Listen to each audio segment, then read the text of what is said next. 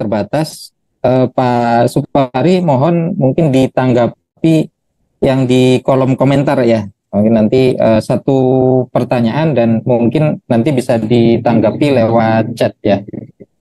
Ya, ini pertanyaannya ada dari Pak Pramono Pido terkait dengan basis data BMKG, kemudian ada dari Ibu ya ini ya, Yuwana Adianto dan Bu Hesti. Pak Supari mungkin bisa ditanggapi satu pertanyaan saja Pak dari Pak Pramono Pido. Baik Pak, terima kasih. Ya. Mungkin kami sekaligus beberapa pertanyaan dari chat ya Pak.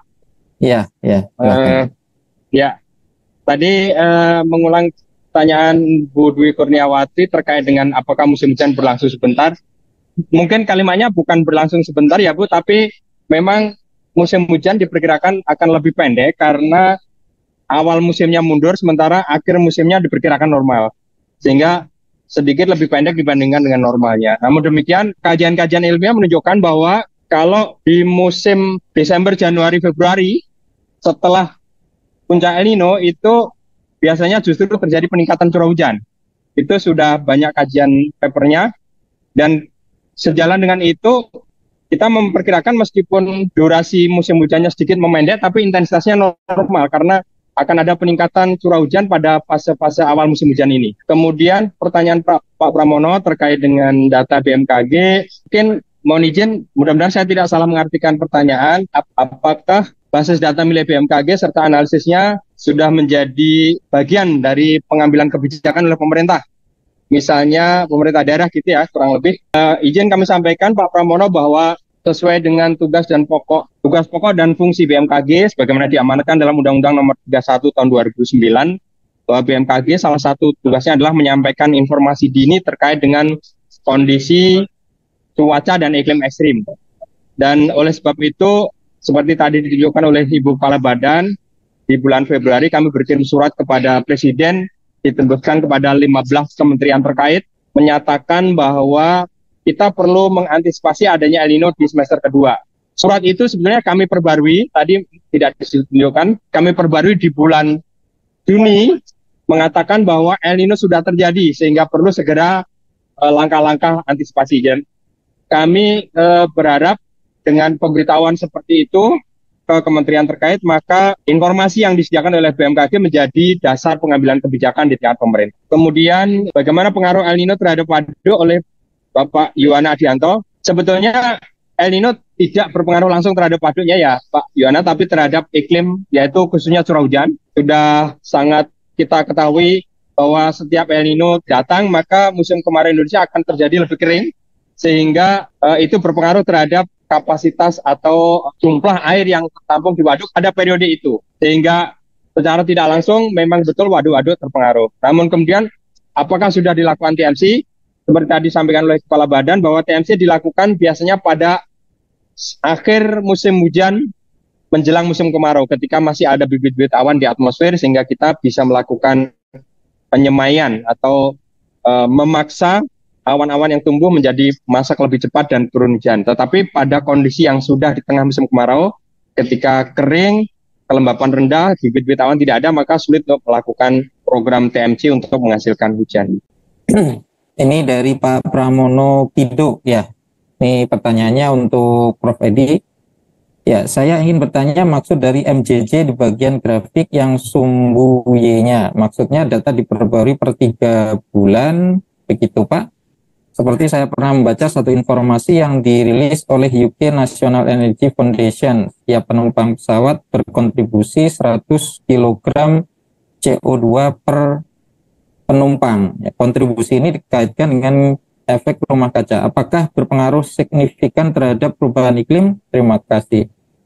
Pak Prof. Edi mungkin bisa ditanggapi terlebih dahulu. Oke. Maksudnya gini. Saya kan pakai musiman ya. Itu yang dikeluarkan oleh pihak CPC original data itu biasanya kan kita bulanan nih, bulanan Januari, Februari, Maret dan seterusnya. Tetapi pihak original CPC Chapter 1 Gov dengan judul Cold and Warm Episode by Season itu dia pakai musiman.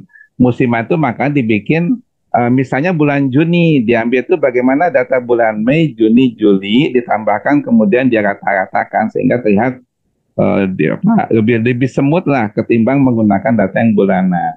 Tadinya kami ketika mengaplikasikan yang ANN A5 itu menggunakan bulanan, tapi kok korelasinya kecil gitu, nggak begitu signifikan. Akhirnya coba pakai musiman, karena kita tujuannya ingin membandingkan apakah hasil yang kita dapat ini cukup signifikan atau tidak dibandingkan dengan lembaga dunia. Akhirnya kita ya dibandingkan, oh Pak Edi, kita bisa menggantikan dengan hasil ini, kurang lebih seperti itu.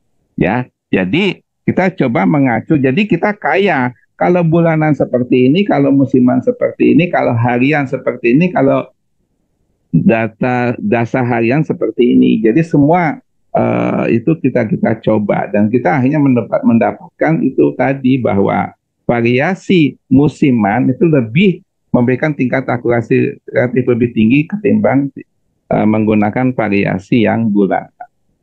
Nah, soal tadi itu kontribusi 150 kg per CO2 per penumpang, yaitu ini beda topik kayaknya ya. Saya nggak begitu menuntut itu. Terima kasih, Mas atau Bapak Pramono Pido. Prof. Edi. Baik, Bapak Ibu sekalian, mungkin satu pertanyaan lagi sebelum saya serahkan ke MC. Ya, Pak Dadang, tadi present. Ya, silahkan Pak Dadang. Dadang UPT Hujan Buatan, nanyanya senang. Ya, baik. Terima kasih atas kesempatannya. Izin bertanya terkait yang sebelumnya, pemateri sebelumnya, Pak Nur, yang mana ya? Pak Erwin atau Pak? Yang terkait dengan banjir di Bandung itu. Oh, ya. Pak Erwin. Saya. Ya, silahkan Pak. Izin bertanya Pak, berkaitan dengan dampak-dampak banjir juga ya, nanti kan mungkin untuk persiapan beberapa bulan kemudian gitu ya Pak ya. Ya, izin bertanya mengenai, ini kan ada salah satu dari kebijakan dari Pemprov DKI Jakarta bahwa membuat untuk penyerapan air seperti itu, sumur resapan bioporik seperti itu dan lain-lain. Tapi ini lumayan besar dan itu di fasilitas umum juga, pinggir-pinggir jalan juga. Lalu juga daya serap tanahnya kan kemampuannya berbeda-beda Pak.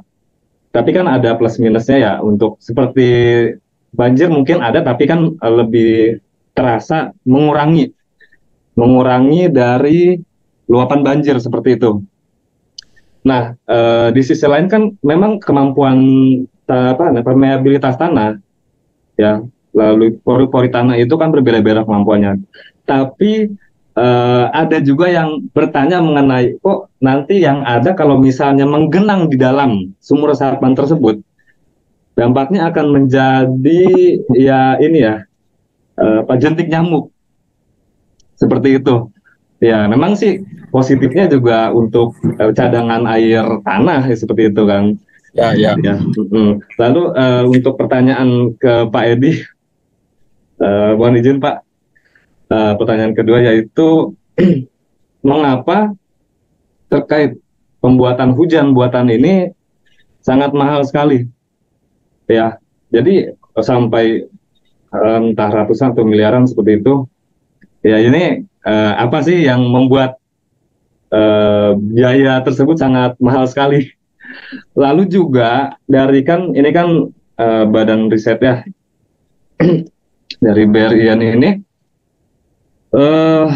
apakah ada inovasi yang berkaitan selain ini juga ya? Kan ini kan berkaitan dengan polusi ya. Takutnya juga mungkin ada dampaknya. Ada berapa persen karena polusi udara di Jakarta memburuk, dominasi mungkin dari kendaraan bermotor, tapi ini yang ditekankan bahkan pembangkit listrik menggunakan bensin, solar, uap seperti itu. Nah ini kan salah satu pencemaran udara ya, polusi juga berdampak ya, berpengaruh terhadap climate change. Ya, perubahan iklim Nah, yang ingin ini ya, yang ingin coba, apakah ada inovasi ke depannya berkaitan dengan ini kan panel surya nih dimanfaatkan pada beberapa sektor gitu kan untuk mengurangi penggunaan voltase dari penggunaan tenaga tenaga ya itu ya tenaga listrik bertenaga uap. Lalu juga kan tidak hanya itu, pembangkit ada yang energi terbarukan dari selain tadi ya solar system, tenaga matahari, kan ada juga tentang tenaga dari air ya, turbin, pembangkit listrik dan juga angin. Memang tidak terlalu maksimal ya, tapi kalau misalnya banyak ya, misal turbin kalau hanya mengandalkan satu sepertinya kurang nih, coba beberapa dijejerkan seperti itu. Biasanya mungkin untuk dari waduk dialirkan, nah itu beberapa, atau mungkin ya kalau misalnya tempatnya cukup mungkin bisa ratusan seperti itu ya. Apakah ada rencana dari BRIN berkaitan dengan ini kan mengandalkan apa ya, mayoritas kan tenaga pembangkit listriknya uap begitu kan, ini kan sangat berpengaruh juga terhadap iklim di bumi kita ini ya. Mungkin itu saja. Terima kasih atas waktunya ya. Wassalamualaikum warahmatullahi wabarakatuh. Waalaikumsalam. Ya, silahkan siapa dulu yang ingin menanggapi, Pak Mas Erwin? Oke, silahkan. Ya, karena pertanyaannya ke saya dulu, jadi saya dulu. Baik Pak Dadang, terima kasih atas pertanyaannya. Nah, saya akan menjawab, tapi saya minta Mas Dadang juga open mic ya. Siap. Oke. Nah, sekarang kalau pertanyaan pertama Mas, kalau tadi saya sebutkan bahwa infiltrasi itu kapasitasnya kecil, maka logikanya perlu waktu yang lama atau pendek untuk bisa meresapkan air? Lama, Pak. Oke, lama. Nah, lamanya itu kira-kira apakah masih dalam periode hujan yang normal kayak kita ini sekarang, hujan itu berapa menit sih begitu ya? Apakah air itu bisa meresap ketika hujan selesai atau jauh melebihi setelah hujan selesai? Kalau ini kan tergantung intensitas hujannya juga Pak ya. Jadi ya, yang ini aja, nggak usah dijawab panjang-panjang. Feeling ya? Anda aja, feeling. Ini kita tebak-tebakan. Feeling Anda. Baik Pak. Air itu akan meresap habis ketika hujan selesai, atau air itu masih ada di situ ketika hujan selesai? Masih Pak. Masih. Buktinya ada banjir, betul ya? Iya. Nah, artinya apa? Kalau pakai sumur resapan yang biasa, itu pakai tekanan atau tidak? Lebih ke alami sih Pak. Alami, artinya gravitasi, betul ya? Betul. Maka tidak akan bisa mengatasi masalah banjir. Gitu ya Mas? Ya, iya, mau berapa ribu se-Jakarta Raya nggak akan bisa mengatasi banjir kalau skalanya adalah untuk menyelesaikan masalah banjir, gitu ya. Tapi kalau skalanya adalah untuk mengurangi genangan di lingkungan, entah di rumah, entah di lingkungan RT, mungkin bisa. Ya, genangan ya, bukan banjir. Kalau sudah jadi banjir kan bukan genangan. Banjir itu kan lebih besar dari genangan. Nah, kalau untuk skala menghilangkan genangan atau mengurangi genangan bisa. Ya. Tapi kalau targetnya adalah untuk menghilangkan banjir, nggak mungkin. Ya, nggak mungkin aja. Bahkan sumur resapan itu kan umurnya berapa tahun sih? Setahun, 2 tahun? Belum setahun mungkin di lokasi itu, kalau tidak ada peta yang betul, pihak Pemda sendiri mungkin akan bikin trotoar di situ kan gitu ya. Ini sudah terjadi beberapa kali, saya lagi lari itu lihat di pinggir jalan ada plakat sumur resapan, saya lihat mana sumurnya. Lubang aja nggak ada, saya lihat gitu ya. Jadi sumur resapan itu bisa aja suatu saat, entah setahun atau 2 tahun berikutnya, karena ada proyek yang baru, sumur resapan itu dan ketidaktahuan, sumur resapan itu ketutup. Nggak usah ditutup aja, ketutup sendiri kalau bisa. Gitu ya. Jadi Iya. saya bukan Iya, bukan skeptik dengan sumur resapan, tapi kalau sumur resapan itu ditargetkan untuk mengurangi banjir, ya berat. Udah. Ya, intinya sumur resapan itu tidak bisa ditargetkan untuk mengurangi banjir. Itu yang pertama. Nah, teknologi yang kemungkinan besar lebih mungkin adalah sumur injeksi. Kenapa? Karena sumur injeksi itu tidak gravitasi, tidak alamiah, tapi disedot, ditiup ya, disuntikan air itu. Tapi juga belum banyak yang nyoba. Nah, si Pemda Jawa Barat itu sudah nyoba. Ada sumur-sumur imbuhan yang pakai sumur injeksi ya, jadi bukan sumur resapan biasa. Nah, cuman efektivitasnya belum ditelaah lebih lanjut. Tapi indikasinya sudah jelas. Airnya itu tidak kembali ke permukaan. Paham ya, Mas? Airnya tidak kembali ke permukaan. Saya belum paham dari yang terkait sumur injeksi seperti itu, Pak. Gini, sumur injeksi dengan sumur resapan ini podo bolongannya sama lubang begitu ya. Iya. Cuman kalau sumur injeksi itu lebih dalam. Dan itu ditargetkan untuk mengisi aquifer yang ada di kedalaman tertentu. Paham ya? Paham. Nah, untuk mengalirkan airnya itu bukan sekedar dialirkan menuju lubang itu, kemudian disuruh meresap sendiri, tidak. Tapi air itu ditampung dulu, kemudian disedot dengan pompa untuk disuntikan, disemprotkan ke bawah. Paham sampai situ? Ya, paham, Pak. Oke, disuntikan. Jadi pakai tenaga ya, pakai pompa pendorong. Jadi air itu dihilangkan, dimasukkan ke bawah. Nah, indikasinya adalah air itu tidak ada yang kembali ke permukaan ya. Kalau kita istilahkan di bawah itu ada ember, nah embernya penuh, airnya kan pasti luber ke atas lagi, betul? Betul, Pak. Nah, ini tidak luber. Artinya apa? Air yang dari permukaan tadi ketika disuntikkan ke aquifer yang lebih dalam, aquifernya nampung. Gitu ya. Nah, itu indikasi awal bahwa air di permukaan bisa dihilangkan dengan menginjeksikan ke bawah permukaan. Gitu ya. Dan airnya itu tidak kembali lagi ke permukaan. Nah, itu. Yang kedua, yang terakhir, yang lebih efektif menurut saya adalah justru mengurangi air hujan yang jatuh ke tanah. Mengurangi air hujan yang jatuh ke tanah. Paham? Memang sudah berkurang, Pak, karena pembangunan. Tidak. Jadi untuk Tidak. Kan hujannya mau bertambah. Kan hujan itu awalnya jatuh ke permukaan tanah, betul? Betul. Nah, dengan adanya pembangunan, maka air hujan itu kan akan jatuh ke atap, betul ya? Iya. Nah, itu jelas nggak akan meresap, sudah jelas. Nah, air yang sudah jatuh ke atap, kalau kondisi sekarang mengalirnya kemana? Ke selokan, bukan? Iya. Nah, justru yang harus kita kurangi air yang jatuh di atap itu untuk ngalir masuk ke selokan. Jadi air itu ditahan, ditampung. Jadi kalau istilah sekarang ya rainwater harvesting itu. Itu yang tadi saya sampaikan di slide. Ya, jadi itu bukan untuk perumahan yang luas atapnya hanya 60 meter persegi atau 50 meter persegi, rumah-rumah kebanyakan, bukan, tapi untuk bangunan-bangunan yang atapnya memang luas. Ada berapa banyak toko atau kantor di Jalan Dago, misalnya kalau Anda tinggal di Jalan Dago ya.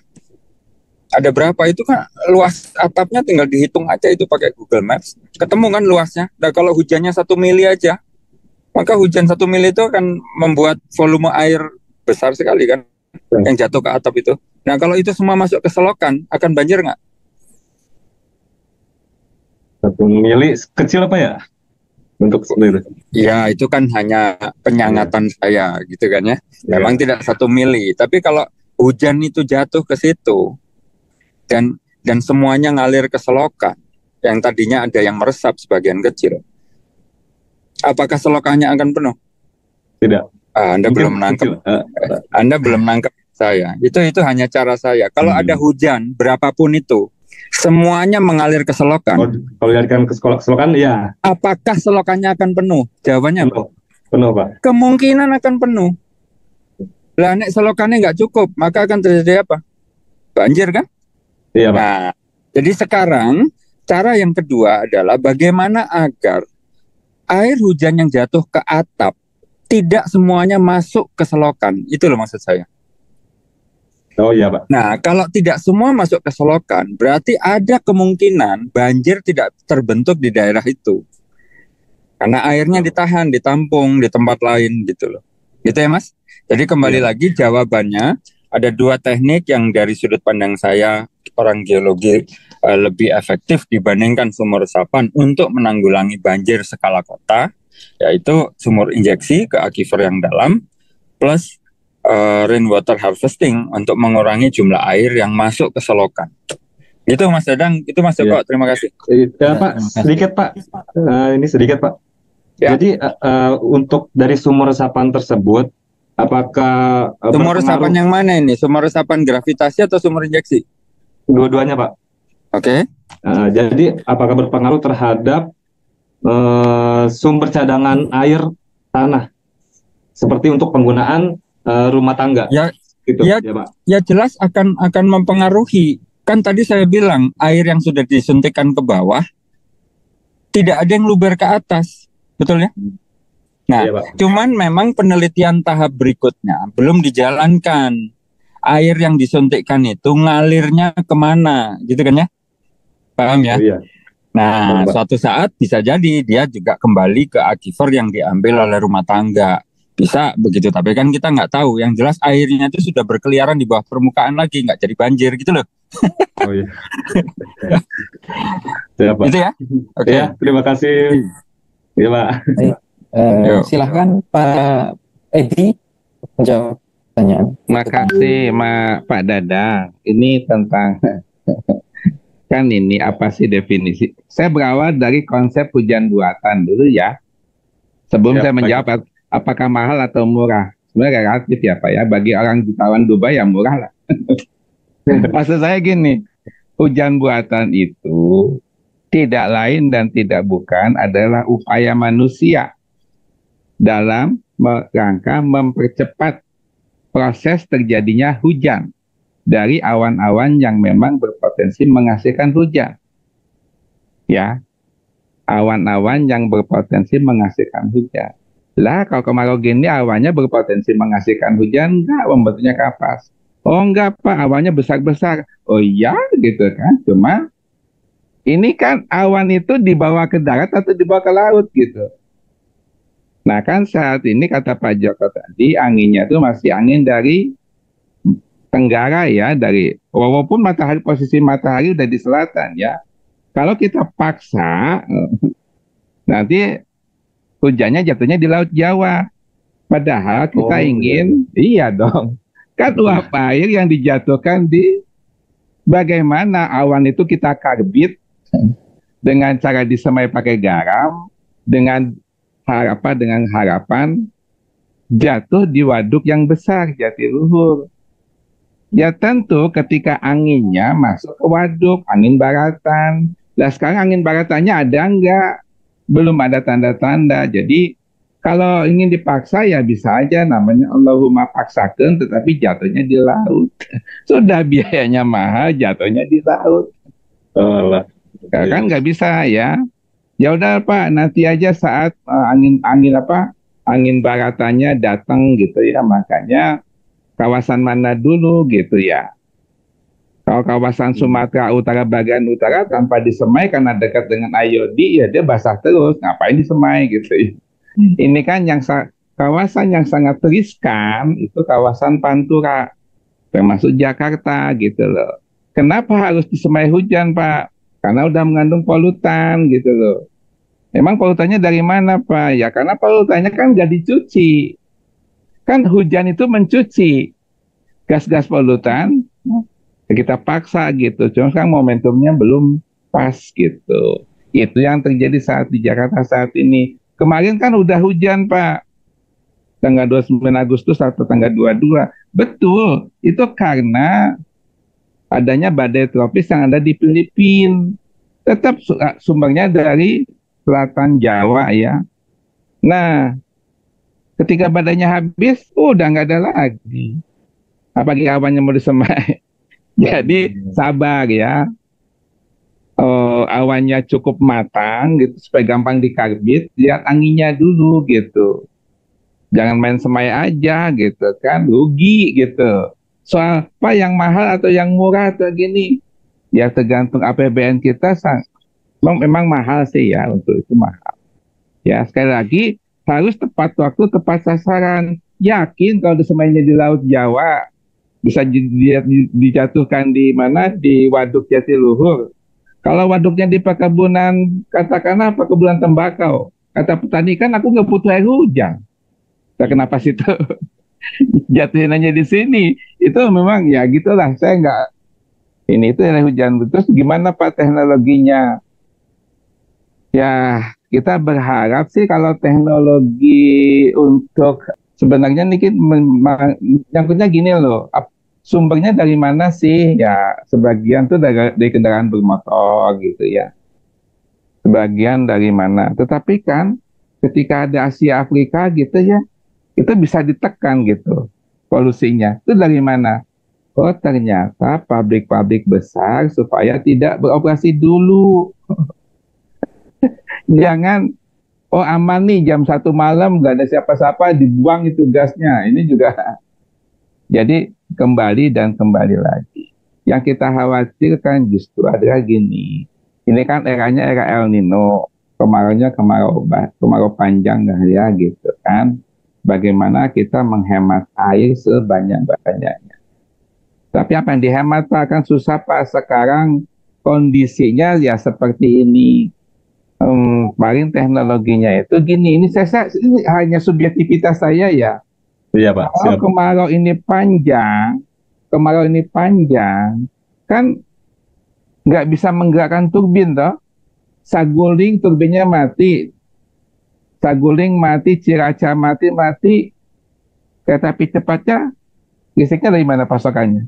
Ini panjang ceritanya ya. Saya berpikir ya, udah pakai ini aja, pakai teknologi apa gitu ya, katakanlah udah pakai mobil listrik gitu. Iya juga ya, tetapi saya berpikirnya kan dari batu bara menghasilkan emisi CO2 enggak? Iya Pak. Sama juga ya, jadi saya pikir kita masih proses belajar nih.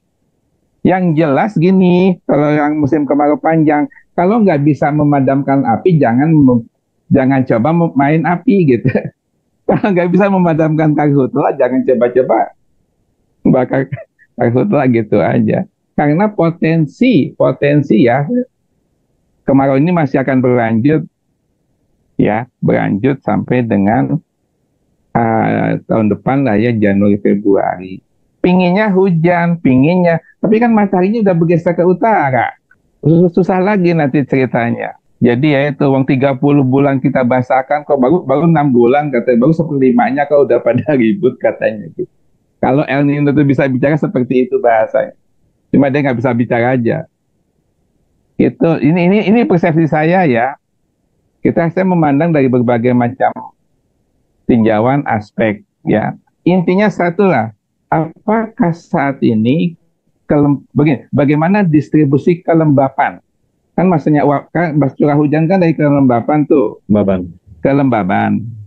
Itu sumbernya berasal dari mana, bergerak kemana. Kalau saya kaji lebih detail, setiap lapisan itu punya karakteristik yang beda-beda tuh.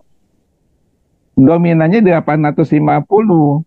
Tetapi di lapisan yang lain juga perlu dikaji dan diteliti kembali. Ini sangat kompleks, tapi intinya ginilah, bahwa dengan memantau perkembangan El Nino, IOD, monsun Asia, MJO dan sebagainya, itu merupakan indikasi awal. Gitu. Hanya saja nih, dipikirkanlah lag time, ada jeda waktu. IOD-nya negatif, nggak ujuk-ujuk hujan. Dia butuh waktu sekitar 1-2 bulan, 1 bulan lah gitu, untuk membasahkan kawasan barat Indonesia. Tapi kawasan timur, kemarau panjang, NTB, NTT, Bali gitu, El Nino itu butuh waktu 1-3 bulan gitu. Matahari saat ini ada di mana? Ada di selatan, nggak ujuk-ujuk hujan, enggak. Walaupun di selatan buktinya anginnya masih dari arah barat laut, masih arah dari tenggara, masih ada. Angin dari timuran masuk, belum ada yang masuk. Coba dicek dari berbagai ini, belum ada yang masuk kok. Artinya apa? Itu ada jeda waktu. Jeda waktu inilah kita manfaatkan untuk memprediksi. Nah, prediksi itu benar mengkombinasikan yang A5 dan AN itu tadi. Karena itu bisa kita lag time. Kalau nggak ada lag time-nya nol. Kita kan hanya no casting aja. Nah itu nggak bermanfaat menurut Mas.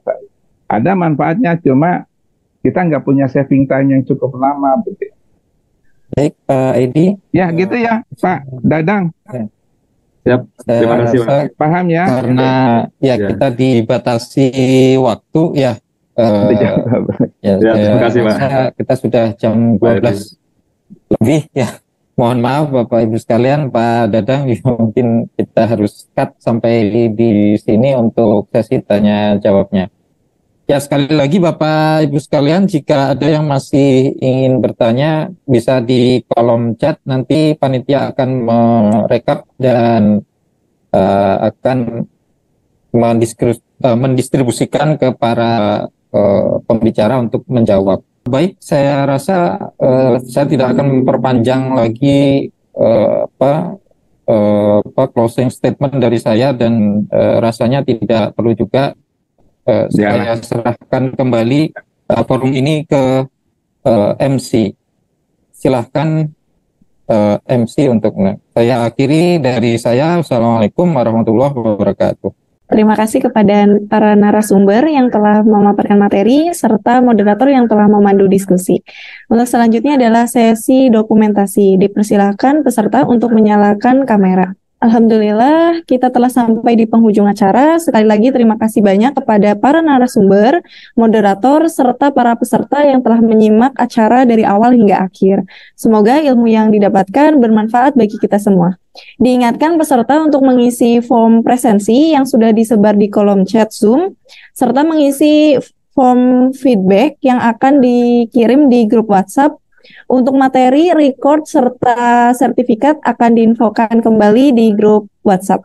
Saya mewakili panitia yang bertugas menyampaikan mohon maaf atas segala kata dan perbuatan. Akhir kata, terima kasih. Wassalamualaikum warahmatullahi wabarakatuh. Terima kasih Pak Joko, makasih Pak Erwin, makasih semua. Mohon maaf. Salam sehat. Izin ya.